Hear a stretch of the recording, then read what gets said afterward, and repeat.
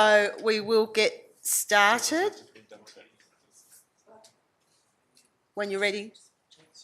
Thank you. So I'll declare the December Audit Committee meeting open at 3:30 p.m. and welcome everybody. Disclaimer, members of the public are advised that recommendations to Council contained within this agenda can be subject to changes.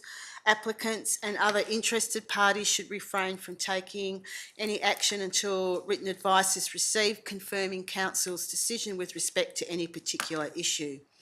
Acknowledgement of country. The Shire of Harvey acknowledges the traditional custodians of the land and their continuing connection to the land, waters and community.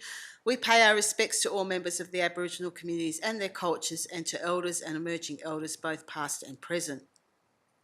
Record of apologies and leave of absence. I have a request from Councillor Hitchcock to attend today's Audit Committee meeting electronically.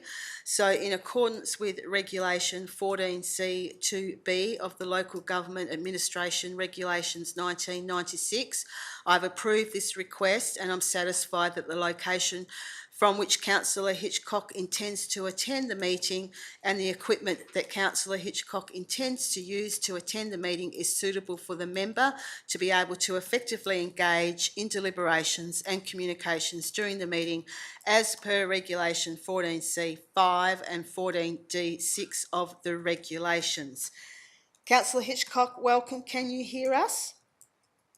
Yes. Thank you. You're coming through loud and clear. I also have received apologies from Councillor McCarthy and Councillor Coleman. Leave of absence is nil. Declarations of members and officers' personal interest. Are there any councillors? Take that as nil. Response to previous questions taken on notice is nil.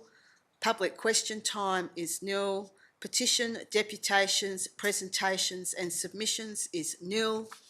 Confirmation of minutes. We have an officer's recommendation that the minutes of the Audit Committee meeting held on Tuesday, the 11th of November 2025 as attached be confirmed as a true and correct record. Do I have a mover for that? Councillor Dickinson, thank you. Seconder?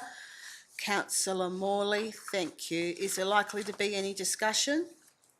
I'll put that one to the vote. All those in favour? Carried 5-0. Thank you. Just had to do a quick head count. We will now move into the officers' reports. Item 8.1, which is receipt of the audit report and audit findings for 2024 to 2025 from the Office of the Auditor General. We have an officer's recommendation here that Council receives the Auditor General's audit report and audit findings for the year ending 30th of June 2025. Do I have a mover for this? Councillor Dickinson, thank you. A seconder? Councillor Bromham. Councillor Dickinson, did you wish to speak? Thank you. I just note, first of all, I'd like to congratulate staff on another good outcome for the Shire, and I do note that the Bunbury-Harvey Regional Council is still a concern that's still been identified, but no major questions from me, and I just thank all staff that have been involved. Thank you, Councillor Dickinson. Councillor Bromham. Thank you, Madam President. I do have a couple of questions, if I may, in relation to the way we are conducting business at the moment.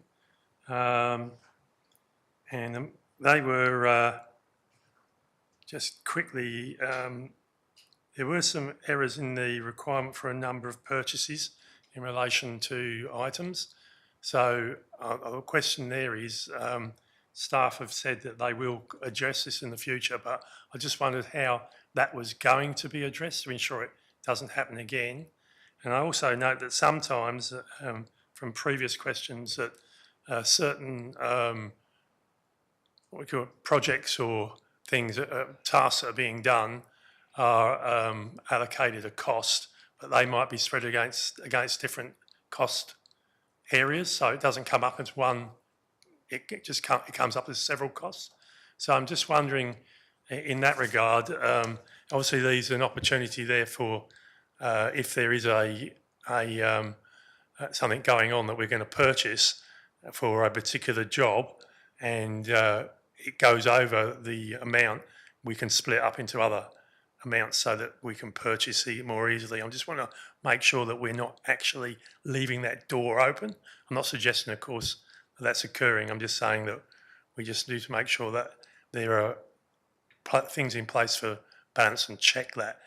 And in the officer's report, it says that we'll do better in that area type of thing, but that doesn't give me an understanding of what those things will be and what processes are in place to ensure that that procedure is actually being followed. Before I pass to the CEO, my understanding is that the new ERP systems and the new processes that are being introduced might address those concerns.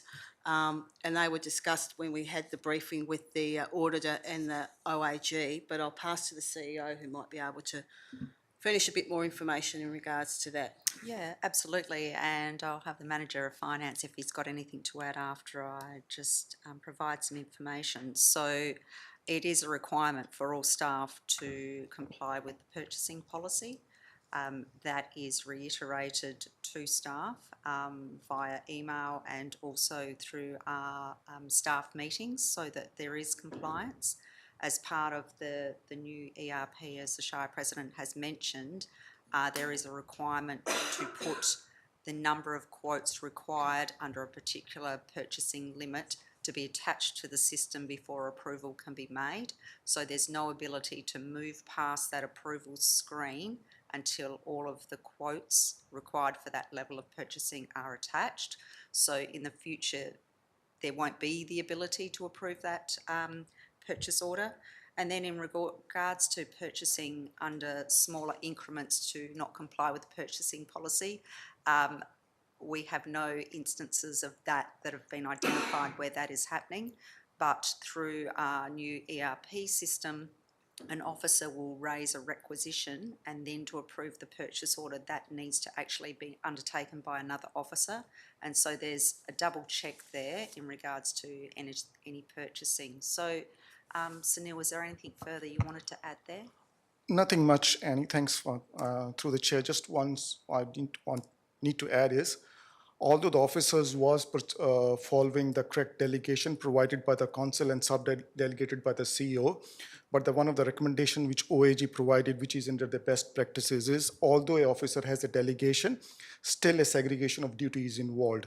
So even if, for example, as an officer, I have a delegation of certain amount, I shouldn't be allowed to raise a requisition and do a purchase order myself. There should be a second person involved in that whole purchase system, which was not there in the Shire of Harvey earlier, and it was never pointed out by auditors before this audit. I've been handling these auditors for the last 10 years in local government and never received this kind of an objection. We always had this, that if the delegation is provided by the council, it should be okay to proceed. But now, because auditors has identified that issue, we understand that one and we are trying to implement it. Our recommendation was that we are going to implement it from 1st of December, but due to certain issues revolving the ERP software and training of our staff, we probably are going to delay it from 1st of January. So from 1st of January, there will be a segregation of duties that different officers will be raising their requisitions, not the single officer. Okay, thanks for that. I just wondered what the actual process was going to be, because it wasn't actually clear to me in the document. So thanks very much.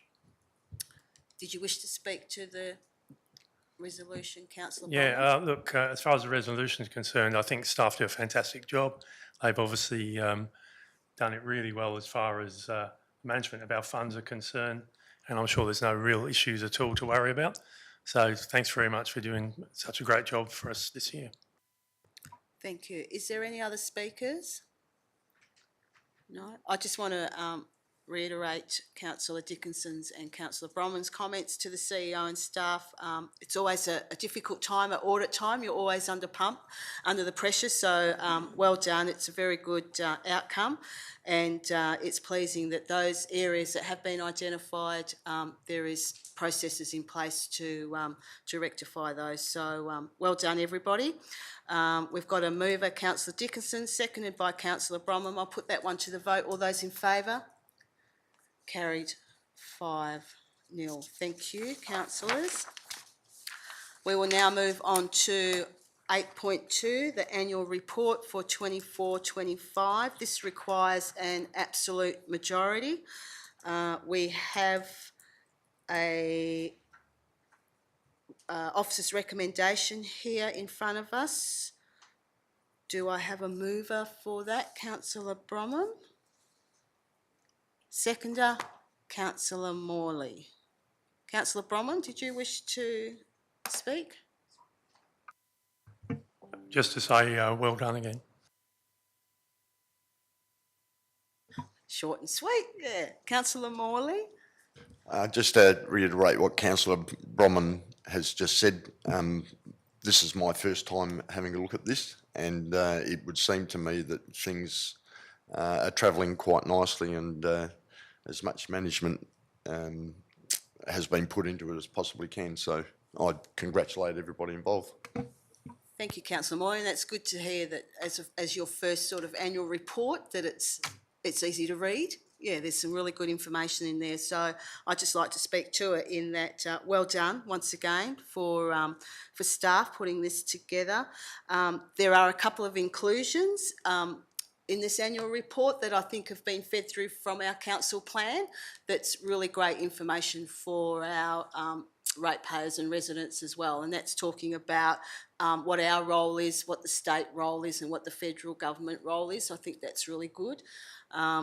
So there was a slight administration. Do I have to? Okay, that's it. So if there's no other comments, Councillor Hitchcock, no? We'll put this one to the vote then. All those in favour? Carried by absolute majority, 5-0. Thank you, councillors. Matters behind closed doors is nil. And there being no further business to discuss, the meeting I declare closed at 3:43 p.m. Thank you everyone for attending. Thank you.